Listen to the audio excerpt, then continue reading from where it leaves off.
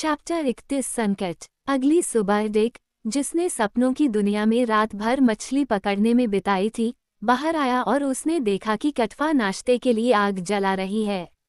वो हमेशा की तरह ही लग रही थी, सिवाय इस तथ्य के कि उसके बालों में कोई फूल नहीं था।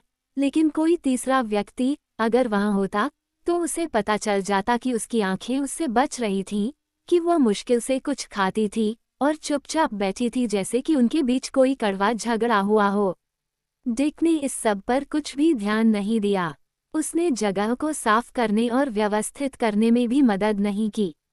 वो ये देखने के लिए चला गया कि क्या कचलोट का कुछ बचा है, और जैसे ही उसने एक भाला उठाया और विपरीत पेड़ों की ओर भागा, उसने उसे कुछ दिशा निर्देश दिए, जिसका उसने कोई जवाब नहीं दिया।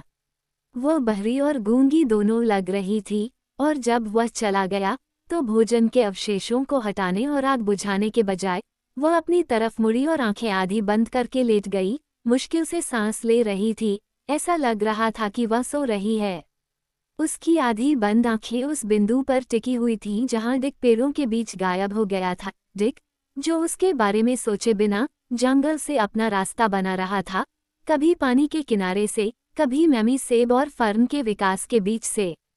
जब वह समुद्र तट पर पहुंचा तो कैचालोट के सभी निशान मिट चुके थे। कल की महान लड़ाई का कोई निशान नहीं बचा था। गल्स पहले की तरह ही मछली पकड़ रहे थे, और लेगून शांत और शांत, नीला, हवादार और खुश था, जहां रीफ लाइन किनारे पर अपना शाश्वत संदेश फुसफुसा रही थी। उसने नान को दक्षिण की ओर अपनी पोस्ट पर देखा। उसे बड़ी मछली याद आ गई, और नान और उसकी शक्ति के लिए अचानक सम्मान, शायद धार्मिक भावना की पहली सुबह उसके मन में आ गई। नान ने कैचालोट को लेगून में लाया था, साथ ही बड़ी ड्रीम और स्नैपर भी, और जब वह रेत पर क्रीमिंग तरंगों के पास खड़ा था तो उसने गोलीवॉग की दिशा में अपना सिर हिलाया, जैसे कि वो उसे पहचान रहा हो। फिर वह पेड़ों के बीच से वापस आया। नान ने अचानक उसे उस पौधे की याद दिला दी थी जिसे उसने अपनी ऊंचाई के लिए काटा था, और उस मस्तूल के पौधे की भी जिसे उसने नाव के लिए बनाया था। उसे मस्तूल और पाल पर काम करना चाहिए। उसने कई दिनों तक उनकी उपेक्षा की थी, और नए विचार के क्रोध से भरा हुआ वो जंगल से बाहर घास के मैदान में आया, घर और झोंपड़ी की ओर बढ़ रहा था जहां पाल रखा हुआ था। वह नाव को चट्टान से आगे ले जाने और बड़ी चीजों का शिकार करने में सक्षम होगा। दुखी डिक, वो नहीं जानता था कि उस दिन उसे पकड़ने के लिए बड़ी चीज महसूस हो रही थी, शिकार उसका इंतजार कर रहा था। इस विचार से भरा हुआ, धरती, समुद्र, आकाश या कटवा की परवाह किए बिना वह घास के मैदान में दौड़ता हुआ आया।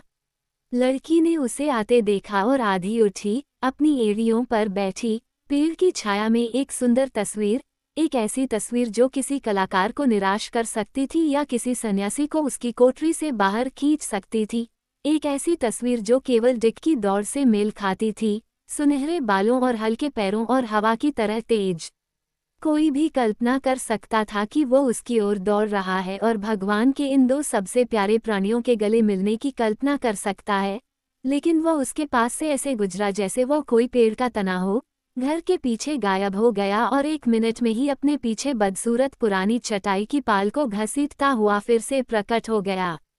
पाल को जमीन पर फेंकते हुए वह नाव की ओर बढ़ा, उसमें पड़ा मस्तूल उठाया और उसे अपने कंधे पर उठाकर भागता हुआ वापस आया। ये बिल्कुल उनकी तरह ही था। वो किसी काम को कई दिनों, शायद हफ्तों तक अधूरा छोड़ देते थे और फिर अचानक उस काम को शुरू कर देते थे, और बाकी सब कुछ भूल जाते थे। वहाँ कुछ पुरानी रस्सी और सिग्नल हेलियार्ड लाइन थी जिसे किरनी ने मलबे से बचाया था। इसे लाना था, साथ ही टूल बॉक्स से कुछ औजार भी। उसने उन्हें खुद ही निकाला और फिर खुश और संतुष्ट होकर बैठ गया। उसने काम करना शुरू कर दिया और पाया कि उसका काम उसके लिए तय था। पाल बहुत बड़ा था, वो और उसे ले जाने वाला स्पा। पाल और स्पा को जमीन पर फैलाकर वह अपने हाथों और घुटनों के बल पर उस पर रेंगता हुआ, उसे मस्तूल के सामने नापता हुआ। कभी कभी वह लड़की से कुछ शब्द कहता, इस बात की परवाह किए बिना कि वह जवाब देती है या नहीं। फिर जब वह लगभग आधे घंटे तक काम करता रहा तो उसने ऊपर देखा और उसकी आंखें उसकी आंखों से मिलीं। वह पाल को घुटनों पर फैलाए बैठा था और वह उसके सामने लेटी हुई थी, अपनी बांह पर आराम कर रही थी। उसने पहले हजारों बार उसके चेहरे को देखा था, ठीक वैसे ही जैसे सूरज उसे या लगून को देखता था, लेकिन अब, इससे पहले कि उसकी आंखें उससे बच पाती, उसने उनकी नज़र को पकड़ लिया, उसके चेहरे पर नज़र को पकड़ लिया, कुछ ऐसा जो गायब हो गया और उसके दिमाग के पूरी तरह से उसे पकड़ने से पहले ही कुछ नहीं रह गया। अपने काम को विराम देते हुए वह कुछ देर तक बिना कुछ बोले उसे देखता रहा। ऐसा लग रहा था कि वह उसकी मौजूदगी को भूल गई है। उसकी आंखें, अपनी लंबी पलकों के नीचे झुकी हुई, किसी पैटर्न का अनुसरण कर रही थी जिसे उसकी उंगली जमीन पर खींच रही थी, और उसके चेहरे पर कोई भाव नहीं था। वो यंत्रवत अपना काम करता रहा। उसका मन, भटकने के बजाय, अपने हाथों में काम पर केंद्रित था। चटाई का हर रेशा जो रंग में दूसरों से अलग था, उसकी दृष्टि और समझ पर अपनी छाप छोड़ गया। टांके समान रूप से लगाए गए, मानो किसी अचूक तंत्र द्वारा बनाए गए हों। कटवा शायद हजारों मील दूर रहा हो, और फिर भी पाल का हर रेशा, हर टांके जो उसने लगाया था, वो उस अजीब चीज का हिस्सा लग रहा था जो अचानक कटवा से उसके पास आई थी। वो सिर झुकाए काम कर रहा था, मानो विचारों में खोया हुआ हो। फिर काम करते करते रुककर उसने अपना सिर उठाया और उसकी ओर देखा। उसके होंठ थोड़े से सिकुड़े हुए थे, माथे पर एक झुर्री का निशान था। उसने सुना कि टांके बंद हो गए हैं। धीरे धीरे अपना चेहरा ऊपर उठाते हुए, उसकी आंखें बिना किसी हिचकिचाहट के स्थिर रूप से उसकी आंखों से मिली, जबकि उसकी आंखें अभी भी उसकी आंखों से चिपकी हुई थीं। उसका सीना एक आह के साथ ऊपर उठा जो एक सिहरन में बदल गई। उसने अपने हाथ से सुई और घुटनों से पाल गिरा दिया था।